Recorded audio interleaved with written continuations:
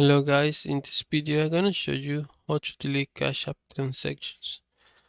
So if we need to delete a transaction, we need to go to our profile right here. Once we have here, we need to uh, go down to find this option called support.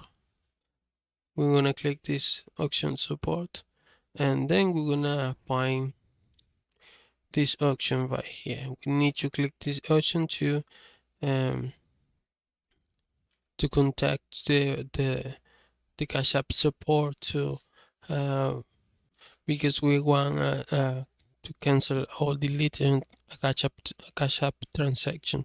So we need to find the way to communicate with the support to delete another transaction. So it's really easy to do. I hope this video was helpful. Please comment and subscribe.